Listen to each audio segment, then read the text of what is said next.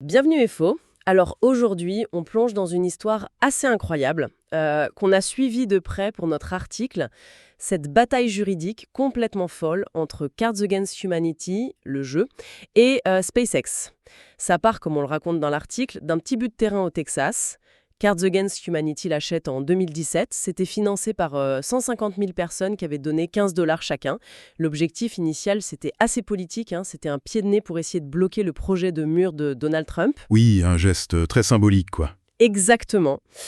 Mais bon, le truc, c'est que SpaceX devient voisin avec sa base Starbase. Et là, d'après ce qu'on a trouvé pour l'article, ça dérape un peu à partir de 2023. Ah oui, qu'est-ce qui s'est passé?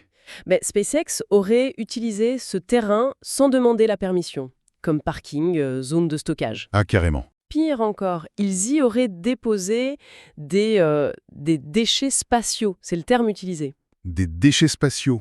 Incroyable. Donc on va explorer comment ce petit jeu de cartes satirique a osé défier le géant qui vise Mars. Et surtout, comment tout ça s'est terminé.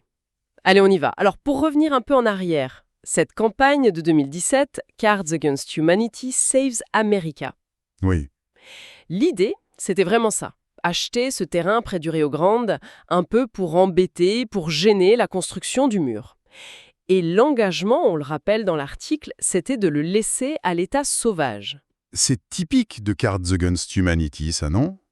Ce mélange d'activisme un peu provocateur, de politique et puis de marketing viral, c'est vraiment leur style. Tout à fait. Et puis voilà que SpaceX s'installe juste à côté. Et les accusations qu'on détaille dans notre article sont assez précises. Parking, stockage de matériel, des débris qui traînent, Sans autorisation, donc? apparemment sans aucune autorisation. Et la réponse de SpaceX, quand CH les a contactés, d'après notre article, serait été une offre de rachat, mais alors vraiment dérisoire. Ah oui. Oui.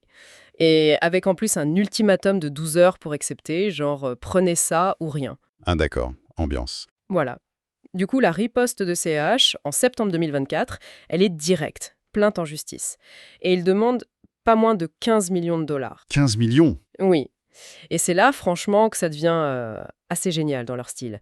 Ils promettent 100 dollars à chacun des 150 000 donateurs initiaux s'ils gagnent le procès. Ah, ça, c'est une sacrée carotte. Et médiatiquement, c'est fort. On en parle dans l'article de cette stratégie. Ils ont lancé un site web dédié. Oui, Elon owes you $100.com. Le nom dit tout. Exactement. Le ton est hyper satirique, très agressif envers Musk personnellement. C'est clairement la tactique David contre Goliath en essayant de mettre l'opinion publique de leur côté, quoi. Et puis, finalement, en octobre 2025, coup de théâtre, on révèle dans notre article qu'un accord à l'amiable a été trouvé. Ah, un accord! Donc pas de procès au final. Non. Mais le point essentiel de cet accord, c'est qu'il n'y a eu aucune compensation financière versée par SpaceX. $0. D'accord. Alors pourquoi accepter ça, après avoir demandé 15 millions? Mais comme on l'explique dans notre article, ça semble être du pragmatisme pur de la part de Kashi. Se lancer dans une bataille juridique longue, très coûteuse, contre la puissance financière et les avocats de Musk, surtout au Texas, c'était peut-être suicidaire financièrement. Oui, c'est logique. Éviter une guerre d'usure qu'ils ne pouvaient probablement pas gagner sur le long terme. C'est ça. Mais attention, ils ne repartent pas bredouillés pour autant. Ils revendiquent 2 victoires importantes dans cet accord, on les détaille bien dans l'article. Ah oui? Lesquels? Premièrement, SpaceX reconnaît noir sur blanc avoir utilisé le terrain et y avoir mis des déchets sans leur permission. C'est une reconnaissance officielle. D'accord. Ça, symboliquement, c'est déjà pas mal. Et deuxièmement, et c'est peut-être le plus concret, SpaceX s'engage à nettoyer complètement le site et à le restaurer, à le remettre en état. Ah, donc une remise en état? Oui. L'équipe de CH a même communiqué là-dessus en disant quelque chose comme « Bientôt, le terrain retournera à son état sauvage ». Donc plus de parking sauvage, plus de débris. Et les $100 promis aux donateurs alors? Ah! Alors non, pas les 100 dollars, mais un lot de consolation très dans l'esprit CH, un mini pack de cartes exclusif sur Elon Musk. Ah, malin.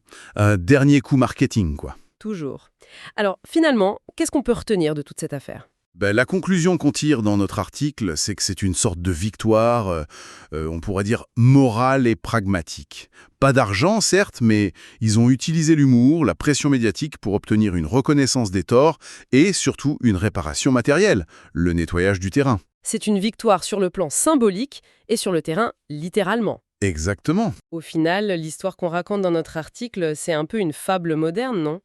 Ça rappelle que même si on a des ambitions interplanétaires, il faut quand même respecter la propriété du voisin. C'est clair. Et ça montre aussi la force de la répartie, et probablement, oui, de bons avocats aussi. Tout à fait. Et ça soulève une question intéressante, je trouve, pour aller un peu plus loin.